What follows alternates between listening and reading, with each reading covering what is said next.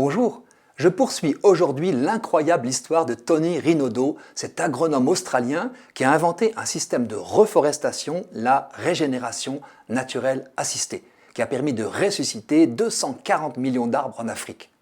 Il s'agit de tailler régulièrement les buissons des déserts du Sahel qui signalent leurs racines bien vivantes en sous-sol. On ne laisse qu'un tronc où monte toute la sève du vaste système racinaire. Bien sûr, ce reboisement naturel n'a pas pour but premier d'enjoliver le paysage.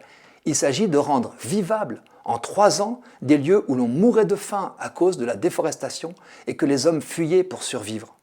Quand les arbres repoussent, tout un processus de revitalisation s'accomplit. Les feuilles, en tombant au sol, font de l'humus, que réinvestissent les invertébrés. Les termites aèrent ce sol qui redevient vivant. Leurs prédateurs reviennent, lézards, oiseaux. L'humidité est à nouveau stockée près de la surface. La température peut baisser de 30 degrés. L'herbe pousse.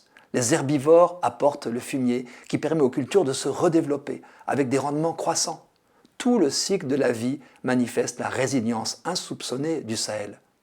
On n'y a presque rien fait. Tony Rinaudo ne s'est pas contenté d'avoir l'idée géniale, ou plutôt de la recevoir en réponse à sa prière suppliante. Il s'est battu pour la mettre en œuvre en relation étroite avec les populations. Car même si les actions à conduire sont simples, elles exigent l'engagement des communautés locales. Tony leur a patiemment transmis son savoir. Il leur a montré comment prélever du bois en préservant l'arbre. De bouche à oreille, le désert a reverdi. Les rendements ont permis aux paysans de revivre sur leurs terres, de culture et d'élevage durables. À l'ombre des arbres régénérés, ils palabrent à nouveau. L'étranger leur a montré que le désert n'était pas mort. Mais sans leur participation, rien n'aurait été possible. Et rien n'aurait non plus été possible sans la participation de la nature elle-même, à jardiner. Tony s'émerveille de la façon dont elle se répare. Des espèces spécifiques d'arbres dont les racines ont résisté à une longue sécheresse génèrent une bio-irrigation naturelle. Plus besoin d'apport d'eau. Par contraste, le projet pharaonique de grandes murailles vertes qui devait reverdir le Sahel de Dakar à Djibouti sur 7800 km de long et 15 km de large paraît singulièrement fragile. D'importantes sommes ont été englouties pour reboiser de façon traditionnelle, c'est-à-dire en plantant des arbres, mais le résultat déçoit. Coupée des réalités locales, la belle ambition globale subit la stérilisation des dispositifs technocratiques des 11 pays traversés.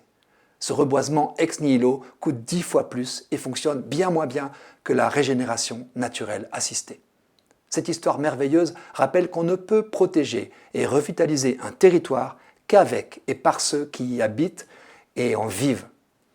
En 2018, Tony Rinaudo a reçu le prix Nobel alternatif. Sa façon de faire revivre le désert s'est déjà disséminée dans 12 pays africains. L'ONG World Vision, qui l'accompagne, souhaite mettre en place la régénération naturelle assistée dans 100 pays d'Afrique et d'Asie d'ici 2030. Voilà une bonne nouvelle.